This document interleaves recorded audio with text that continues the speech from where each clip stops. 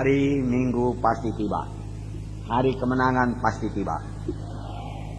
Haleluya. Apa yang Tuhan sudah mulai, pasti Tuhan selesaikan. Tuhan tidak mau pekerjaannya terbengkalai. Amin. Tentunya kita masih ingat hari kebangkitan Tuhan Yesus yang kita peringati hari Minggu yang lalu. Ya, Tuhan Yesus sudah disalibkan pada hari Jumat yang lalu dan mati di kayu salib. Sungguh suatu hari yang sangat gelap, di mana Tuhan Yesus sangat menderita, sangat sengsara, sehingga dia berdoa pada Bapanya, kalau boleh biarlah cawan ini lepaskan daripadaku. Tetapi segera juga disambung oleh Tuhan Yesus, bukan kehendakku, tapi kehendakmu jadi Bapa. Dalam berdoa tersebut, Tuhan setelah berdoa dengan segenap hatinya, dengan sungguh-sungguh, sampai dia mencucurkan keringat darah. Karena tekanan dosa yang begitu berat, akibat dosa yang begitu berat, dari dosa manusia semuanya ditanggung oleh Tuhan Yesus. Tetapi pada waktu Tuhan sudah digantung di kayu salib, di mana tangan dan kakinya sudah dipaku, akhirnya dia berkata, sudah genap. Lalu dia mati di kayu salib. Musuh-musuhnya berpikir mereka sudah berhasil membunuh Tuhan Yesus, sekaligus menghancurkan pelayanan Tuhan Yesus. Mereka menaruh tubuh Tuhan di dalam kubur dan menutupinya dengan batu. Tetapi apa yang direncanakan Tuhan pasti jadi. Karena sebelum Tuhan Yesus disalib, dia sudah lebih dahulu berkata, aku akan bangkit pada hari yang ketiga. Kematian tidak dapat menahan Tuhan Yesus. Hari Minggu tiba, hari kemenangan tiba. Bagaimanapun gelapnya pada hari Jumat, saudaraku, di mana Tuhan Yesus, saudaraku, mengembuskan napas yang terakhir. Kelihatannya segala sesuatu sudah berakhir, sudah selesai. Namun, saudaraku, tibalah hari Minggu, hari yang terang, hari kemenangan, di mana Tuhan semalahkan maut. Dia bangkit daripada kematian dan dia hidup. Amin. Puji Tuhan, saudaraku. Saudaraku yang kasih dalam nama Yesus, hari Jumat kita juga akan berlalu, saudaraku. Boleh jadi pada saat ini kita mengalami, saudaraku, banyak persoalan-persoalan hidup, tekanan-tekanan hidup. Saudaraku, jangan menyerah, saudara. Tetap berpegang pada janji Tuhan, karena hari Minggu kita masing-masing pasti datang, saudaraku. Amin. Walaupun dalam perjalanan mencapai kehendak Tuhan tersebut ada halangan-halangan seperti yang dialami oleh Tuhan Yesus, sepanjang kita tidak kehilangan visi kita, sepanjang kita tetap berpegang teguh pada pengakuan iman kita, saudaraku, hari Minggu kita pasti muncul, saudaraku. Hari kemenangan kita pasti jadi. Hari kita sampai kepada panggilan Tuhan dalam hidup kita pasti digenapi Tuhan. Hari di mana visi yang diberikan Tuhan kepada kita pasti digenapi Tuhan. Amin, saudara. Nah, Tuhan pasti menyelesaikan apa yang sudah dimulai Tuhan dalam hidup kita. Panggilan Tuhan yang begitu indah dalam hidup kita, visi yang sudah diberikan Tuhan pada kita, pasti digenapi Tuhan sepanjang kita tidak mundur dari iman. Sepanjang kita tidak kehilangan visi tersebut, tidak melenceng daripada visi tersebut, maka Tuhan akan membawanya kepada kegenapan. Walau untuk mencapainya banyak halangan-halangan, banyak saat-saat yang gelap, bahkan banyak penderitaan atau sengsara seperti yang dialami Tuhan Yesus. Tapi apa yang sudah dimulai Tuhan dalam hidup saudara, pasti dia genapi. Tuhan Yesus bicara kepada kita melalui visi, salah satu melalui visi. Tuhan tumbuhkan dalam kita satu visi, satu cita-cita, saudaraku, yang besar, karena dia Tuhan yang besar, saudaraku. Pada saya dulu, saudaraku, nanti kalau sempat dapat saya saksikan lebih jelas. Pada waktu saya berumur 23 tahun, Tuhan memanggil saya. Dia memberikan kelahiran baru kepada saya. Dan dia berkata kepada saya, ikutlah aku kelak engkau akan melayani gereja dengan anggota 10.000 orang lebih. Banyak cabang-cabang. Saudaraku, kelihatannya mustahil. Sepanjang hidup saya, itu pada tahun 65 itu saudaraku, banyak di atas saya belum lahir. Saudara, saya belum pernah lihat gereja yang anggotanya 10.000 orang. Bahkan saya tidak tahu apakah ada gereja di Indonesia ini yang anggotanya 10.000 pada tahun 65. Jangankan 10.000, 1.000 pun tidak. Saudara. Saya lihat semua gereja-gereja di kota Medan, saudara, enggak ada yang 1.000. Saudara, anggotanya, saudara. Jadi saya sungguh sangat heran kalau Tuhan berkata kepada saya, memberikan visi kepada saya, kau akan memimpin gereja, membangun tubuh Kristus dengan anggota 10.000 orang. Itulah yang dikatakan visi. Dan saya tidak pernah mundur daripada itu, saudara. Saya pegang terus visi daripada Tuhan itu, melewati begitu banyak kritikan, begitu banyak tantangan, saudaraku, begitu banyak orang cemburu, saudaraku, iri hati, saudaraku, begitu banyak orang menganggap diri saya sombong, saudaraku. Saya tidak kehilangan visi tersebut. Saya pegang terus, saya kerjakan terus. Saya tidak buru-buru, saya tenang dan damai dan sejahtera. Dan Tuhan membawanya kepada kegenapan. Dan itu sudah tercapai. Pada waktu saya sakit, saudaraku, Tuhan memberikan visi lagi kepada saya. Aku akan menghidupkan engkau, dan engkau akan membangun tubuh Kristus di seluruh kota-kota di Indonesia. Itulah visi. Kelihatannya besar, kelihatannya secara manusia barangkali enggak mungkin lah. Ya, bagaimana itu bisa jadi? Dan begitu, saudaraku. Tapi kalau Tuhan sudah memberikan visi, dia pasti mengenapinya.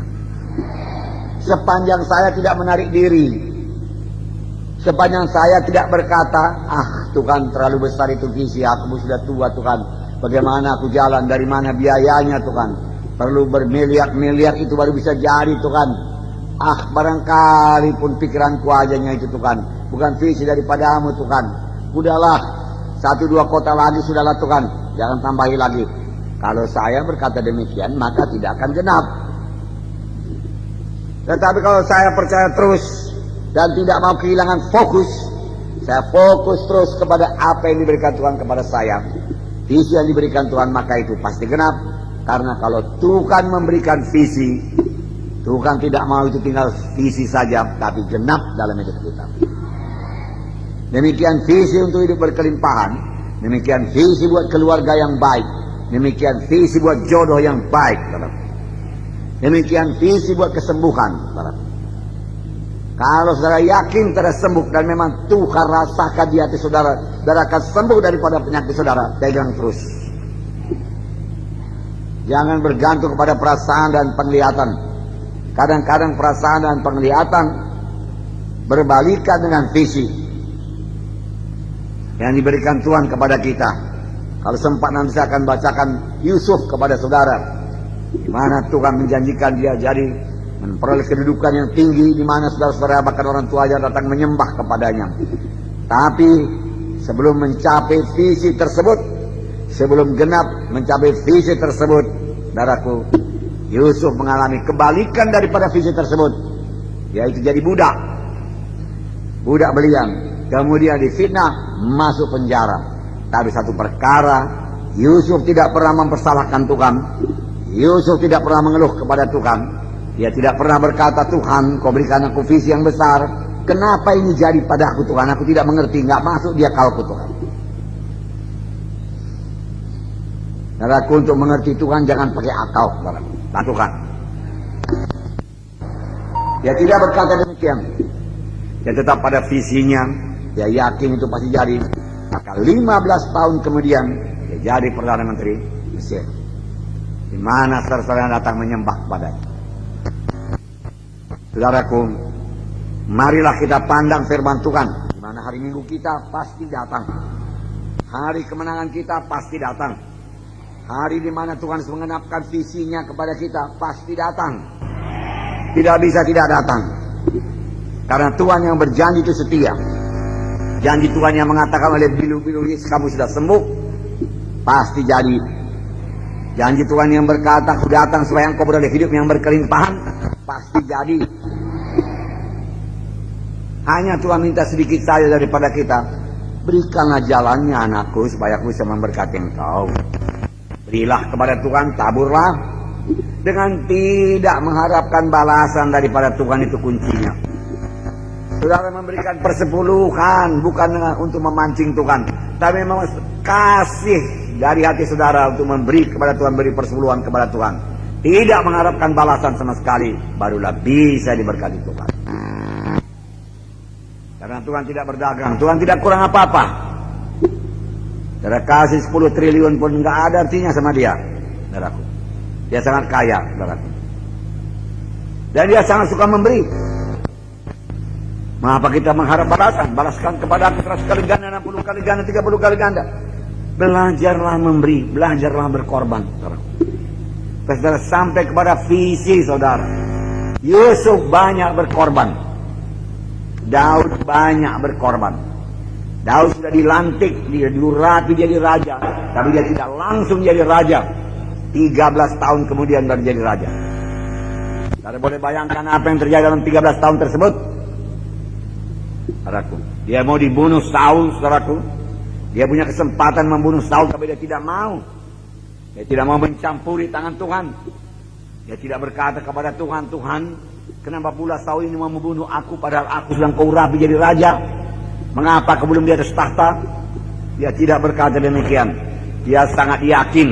Dia masuk perhentian. Dia masuk iman. Dan dia berkata, apa yang Tuhan berikan visi kepadaku, pasti Tuhan berkuasa menggenapkannya. Amin. Tuhan menggenapkan. Nah, Tuhan berjanji, aku akan memberikan keluarga yang baik kepadamu. Saudaraku, Tuhan pasti genapkan. Tuhan berjanji tidak baik manusia itu seorang diri saja. Aku akan memberikan penolong kepadanya. Katakan puji Tuhan. Engkau pasti memberikan jodoh kepadaku. Kalau setan berkata, ya, engkau tidak akan dapat jodoh, engkau sudah tentukan Tuhan itu sendiri saja. Saudaraku yang kasih dalam nama Yesus, Tuhan tidak berkata demikian. Pegang visi. Saudaraku, kerjakan pekerjaan Tuhan. Sayangnya saya dulu kurang memikirkan jodoh. Saya yakin sama Tuhan. Bahkan saya tidak buru-buru, saudaraku. Enggak, saya tidak cari ke sana kemari, enggak. Saya kerjakan pekerjaan Tuhan ke kampung-kampung. Kampung-kampung. Kapan tiba saatnya saya rasa saya perlu berumah tangga, saya mohon pertolongan Tuhan. Jumpakan aku dengan dia, Tuhan. Lalu Tuhan taruh di hati saya seorang gadis, saudaraku. Jelas, tergambar. Dan saya datangi, saudaraku. Tidak banyak cerita, saudaraku. Saudaraku. Tetapi dia punya satu tameng, saudaraku, yang hebat juga, saudaraku. Tamengnya, saudaraku, waktu saya datang ke rumahnya, dia sodorkan neneknya kepada saya, saudaraku.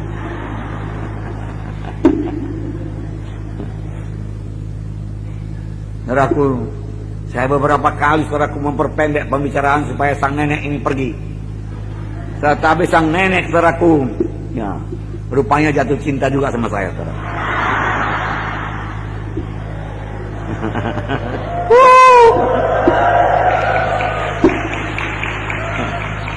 Nggak mau pergi dia, saudaraku. Akhirnya saya pun pakai senjata saya, saudaraku. Saya beritakan berita Injil dan saya perdamaikan dia, saudaraku. Langsung dia selamat, saudaraku. Jadi anak-anak Tuhan. Terbukalah hatinya, saudaraku, memberikan cucunya kepada saya, saudaraku.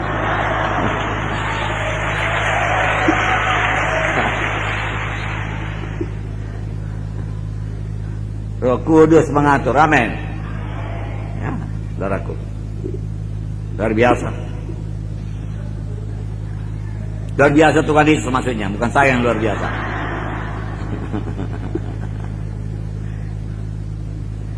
Nah, boleh jadi saudara tidak melihat jalan bagaimana Tuhan akan menggenapkannya, tapi Tuhan tahu memunculkannya dalam hidup saudara sehingga visi tersebut genap. Tuhan bicara melalui visi salah satu, ya, cita-cita yang besar sudah jelas kepada saudara. Cita-cita yang tidak mungkin kita capai dengan kekuatan kita sendiri, kita butuh Tuhan untuk mencapainya. Untuk melayani KKR dari kota ke kota seluruh Indonesia ini, saudaraku, dan membangun tubuh Kristus seluruh Indonesia ini, saudaraku, saya nggak tahu. Saya tidak punya kekuatan dan tidak punya dana yang cukup, saudaraku.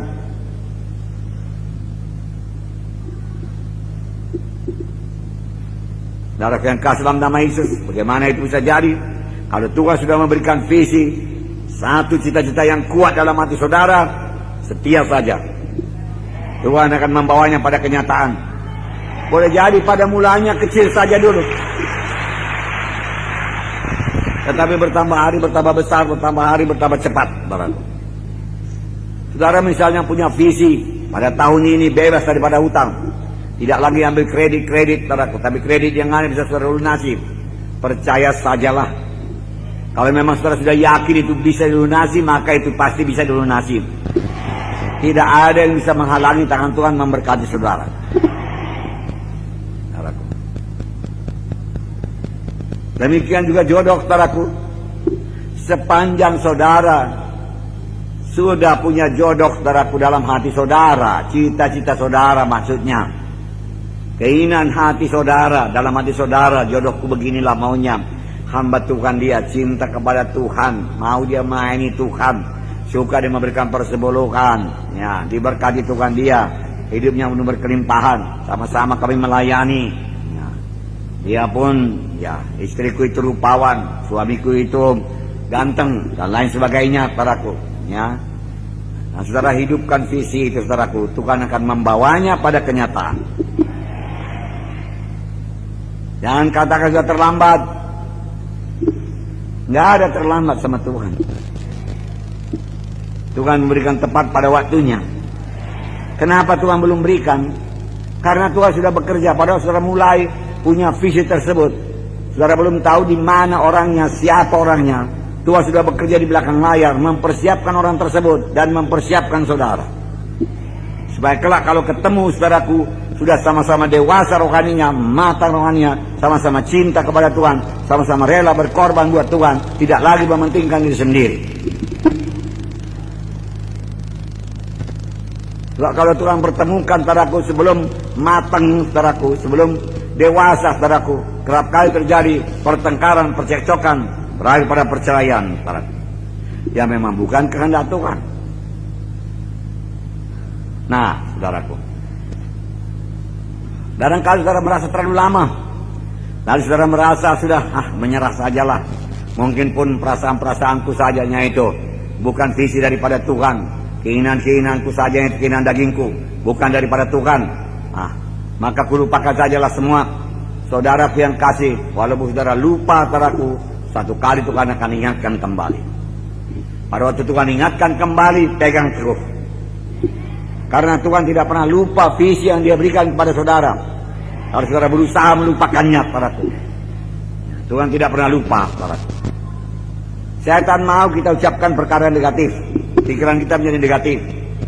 Aku tidak akan berhasil lagi. Tidak akan dapat aku lagi visiku itu. Aku menyerah saja. Aku tidak akan berubah nasibku. Dahulu aku kredit, sekarang pun kredit terus tidak sanggup membayarnya. Aku tidak sanggup membeli mobil. Aku tidak sanggup menyelesaikan studiku.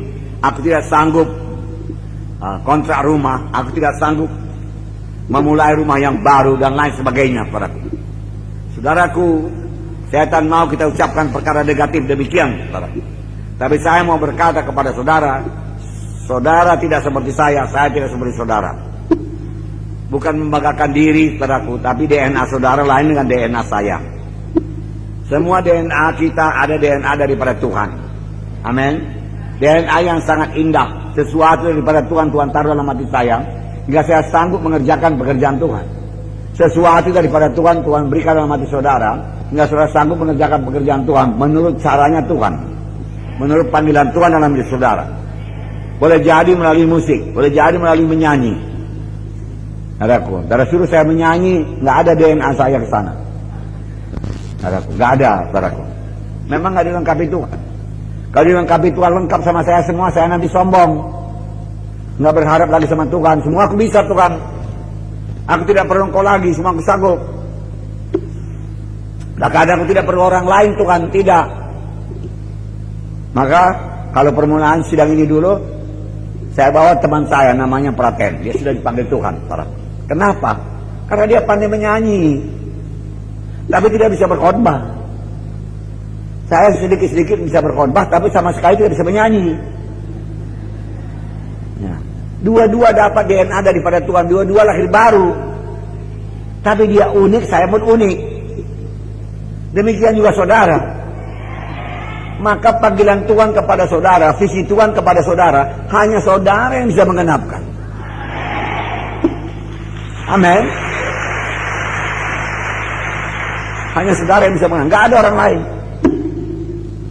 Banyaklah persamaan Gideon dengan saya, karena dia anak saya. DNA dari saya turun kepadanya. Lalu dia pun bisa melayani seperti saya melayani. Nah, saudara yang kasih nama Yesus. Dan dia sedikit-sedikit bisa menyanyi, bisa main musik, saudaraku. Ya, boleh jadi dari bolangnya dulu. Karena orang tua saya dulu, saudaraku, biola. Mengungsi pun, kalau sudah datang musuh, pergi mengungsi. Bukan kami yang diurusnya. Biolanya yang dibungkusnya, saudaraku. Dikotakkannya, lalu diangkatnya, saudaraku. Ah, main biola, Bengawan Solo, Silalap Bengawan Solo, saudaraku. Di hutan-hutan sana pun Bengawan Solo, saudaraku. Sampai satu hari Tuhan nggak suka lagi, saudaraku. Saudaraku, datanglah tumor di sini, saudaraku. Satu ruas ini, diobati nggak sembuh, diobati nggak sembuh, lalu mesti dipotong, potong satu tulang ini, buang, saudaraku. Lalu disembuhkan lagi. Wah, kesakitan dia, kami ketawa. Sebiji tulang saja kesakitan, kami bilang, tulang kecil dibuang. Sembuh juga akhirnya. Lalu dia mulai main biola, nggak bisa lagi, saudaraku. Setelah tamat riwayat biolanya, saudaraku. Nggak bisa lagi, kurang satu jari, saudaraku. Nah, mungkin turun sama Gideon, saudaraku. Itulah DNA keturunan, amin. Tapi ada DNA dari sorga yang menyanggupkan saudara, yang membuat saudara dilengkapi untuk sampai kepada visi saudara, mengerjakan pekerjaan Tuhan dan berbuah, dan tidak ada orang lain yang bisa menggantikannya. Hanya saudara saja yang bisa mengerjakannya. Itulah dia. Dahulu saya selalu menuntut orang mesti seperti saya. Bertobat jangan tanggung-tanggung. Kalau orang tanggung-tanggung bertobat, saya marah. Saudaraku, orang nggak sama, saudaraku. Panggilanku tidak sama. Boleh jadi panggilannya tidak seperti saya, saudaraku. Penolong-penolong saja, oke. Saudaraku, jadi mari hidupkan visi tersebut. Saudaraku, biarlah firman Tuhan, naruh Tuhan hidup dalam hati saudara. Visi yang diberikan Tuhan kepada saudara jangan dikuburkan. Kalaupun hilang sementara, anggaplah itu sebagai ditanam.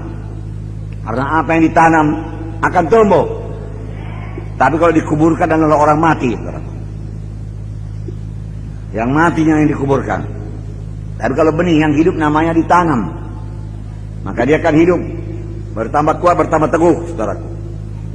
Nah, saudara yang kasih nama Yesus, segala kebutuhan manusia ini untuk sampai kepada visi yang diberikan Tuhan kepadanya, sudah diberikan Tuhan pada orang tersebut. Pada waktu dia berkata di kayu salib sudah genap. Amin. Sudah diberikan Tuhan, saudaraku. Hanya kita menjalankannya saja lagi, dan jangan mundur daripada visi tersebut. Kalaupun kelihatannya gelap, saudaraku. Mencapai visi tersebut, menjalani jalan yang gelap. Contohnya Yusuf, saya bacakan kepada saudara, Kejadian 37 ayat 5-11. Pada suatu kali bermimpilah Yusuf, lalu mimpinya diceritakannya kepada saudara-saudaranya, sebab itulah mereka lebih benci lagi kepadanya. Karena katanya kepada mereka, coba dengarkanlah mimpi yang kumimpikan ini. Tampak kita sedang di ladang mengikat berkas-berkas gandum, lalu bangkitlah berkasku dan tegak berdiri.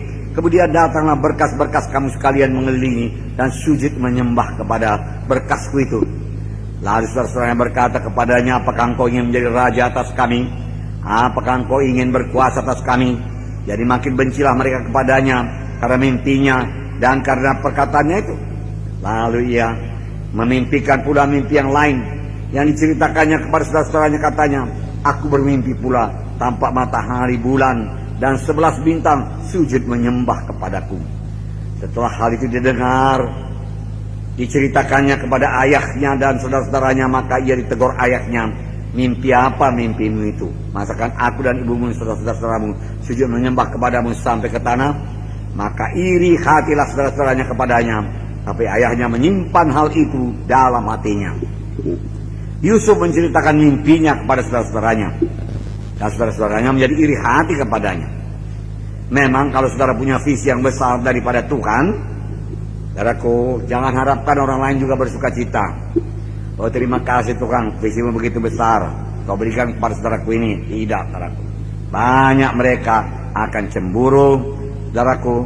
Banyak yang mengkritik, saudaraku. Apalagi yang belum lahir baru, apalagi yang belum dewasa rohaninya. Mereka cemburu, mereka iri hati, saudaraku. Pada waktu saudara bergerak keluar dari kota, maksudnya keluar daripada hidup kita sehari-hari, kita keluar dari kotak namanya itu. Biasanya kita hidup dalam kotak itu saja, ke kiri, ke kanan, ke muka belakang, tapi di dalam kotak.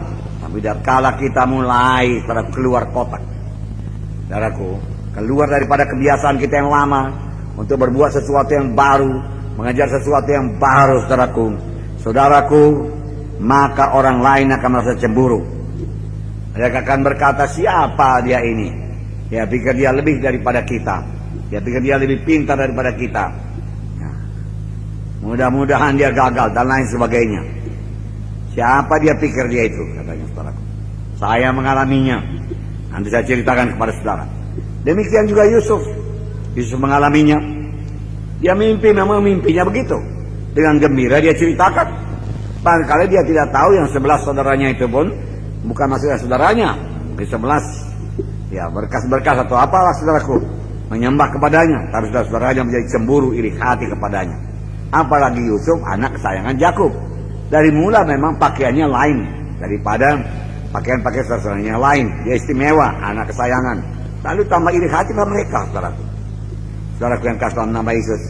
Pada suatu kali ketika Yusuf mengunjungi saudara-saudaranya, mereka bermaksud membunuh dia. Lihat, saudara sendiri mau membunuh, saudaraku. Benci. Kejadian 37, 19 sampai 24 dan 28. Kata mereka seorang kepada yang lain, lihat, tukang mimpi kita itu datang.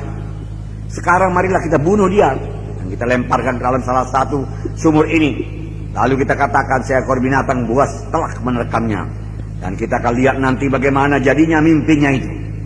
Kalau visi itu daripada Tuhan, dan kalau saudara berpegang teguh kepada visi tersebut, tidak ada yang bisa menghalanginya untuk tidak terjadi. Pasti jadi. Saudara-saudara, Yusuf berpikir kita bunuh dia. Kita lihat apa yang terjadi kepada visinya tersebut, pada mimpinya tersebut. Tidak bisa, saudara. Ketika Ruben mendengar hal itu, ia ingin melepaskan Yusuf dari tangan mereka. Setelah itu katanya, jangan kita bunuh dia. Mulai Tuhan pakai Ruben. Lagi kata Ruben kepada mereka, janganlah tumpahkan darah. Lemparkan dia ke dalam sumur yang ada di padang gurun ini. Tetapi janganlah apa-apakan dia. Maksudnya hendak melepaskan Yusuf dari tangan mereka dan membawanya kembali kepada ayahnya. Baru saja Yusuf sampai kepada saudara-saudaranya, mereka pun menanggalkan jubah Yusuf, jubah maha indah yang dipakainya itu. Dan mereka membawa dia dan melemparkan dia ke dalam sumur. Sumur itu kosong, tidak berair. Ketika ada saudara-saudara Midian lewat, Yusuf diangkat ke atas dari dalam sumur itu. Kemudian dijual kepada orang Ismail dengan harga 20 sikal perak. Lalu Yusuf dibawa mereka ke Mesir. Lihat. Nah, kelihatannya bertambah jauh daripada penggenapan visinya. Sudah jadi budak. Budak belian, saudaraku, tidak punya hak apa-apa lagi pada waktu itu. Bagaimana mungkin jadi raja di mana 11 saudara yang menyembah dia? orang tuanya menyembah dia. Secara pikiran manusiawi nggak mungkin lagi. Tapi satu perkara kelebihan Yusuf, dia percaya kepada Tuhan. Dan visi yang diberikan Tuhan kepadanya tidak pernah pudar. Tidak pernah hilang. Tetap hidup, saudara, tetap hidup. Pada waktu orang-orang Midian lewat, mereka menjual Yusuf pada orang Midian sebagai budak. Kelihatannya mimpi Yusuf sudah pudar, hilang sama sekali. Tetapi yang benar ialah segala pengkhianatan saudara-saudara yang tidak dapat menghilangkan visi yang ada dalam hatinya. Yusuf memang mengalami saat-saat yang sangat berat dan mengecewakan. Dan Yusuf tidak mengerti sama sekali mengapa hal tersebut jadi kepadanya. Tetapi Yusuf sama sekali tidak membiarkan keberatan tersebut membunuh visinya. Tak mau dia. Keberatan, penderitaan, sengsara, dikhianati, dijual, jadi budak, tidak menghilangkan visinya. Tidak menyerah. Bertahun-tahun lamanya. Dan dia tidak pernah bertanya kepada Tuhan, berkata kepada Tuhan, kenapa ini jadi Tuhan? Bukankah Engkau sudah memberikan visi yang besar kepada aku? Bukankah aku harus jadi penguasa besar? Di mana 11 saudaraku menyembah kepada aku sampai ke tanah, demikian juga orang tuaku. Tanda aku punya kedudukan dan kuasa yang luar biasa. Mengapa pula aku jadi budak belian Tuhan? Mengapa pula saudara-saudaraku mengkhianati aku? Mana lagi bisa tercapai visi itu Tuhan? Sudah jadi budak belian, mau jadi raja lagi, bagaimana mungkin? Tidak mungkin, tidak mungkin. Kalau dia berkata demikian, dia melepaskan visi tersebut. Dan dia tidak akan mungkin lagi mencapai visinya. Jangan salahkan Tuhan. Tuhan Yesus baik. Dia Bapa saya, dia Bapa saudara. Saudaraku. Semua kita kenal Bapa kita masing-masing. Bagaimana dia cinta kepada kita. Dan dia mau kita berhasil. Saudaraku. Nah, saudaraku. Dia tidak pernah menyalahkan Tuhan bertahun-tahun lamanya. Dia hidup sebagai budak, bahkan difitnah, masuk dalam penjara. Tapi hari Minggunya Yusuf pasti tiba. Sesudah lebih kurang 15 tahun, maka mimpi Yusuf tersebut digenapkan Tuhan. Tetaplah berpegang pada visi saudara. Kejadian 39, 21, 23. Tetapi Tuhan menyertai Yusuf dan menimpahkan kasih setianya kepadanya dan membuat Yusuf kesayangan kepala penjara itu. Sebab itu kepala penjara mempercayakan semua tahanan dalam penjara itu kepada Yusuf, dan segala pekerjaan yang harus dilakukan di situ dialah yang mengurusnya, dan kepala penjara tidak mencampuri segala yang dipercayakannya kepada Yusuf, karena Tuhan menyertai dia, dan apa yang dikerjakannya dibuat Tuhan berhasil. Pada waktu Yusuf ditangkap oleh tuannya dan dimasukkan dalam penjara, Yusuf tetap fokus kepada visinya. Dia tidak mundur kepada visinya. Dalam penjara dia tidak menyimpan dendam. Ini kunci. Tidak menyimpan kepahitan.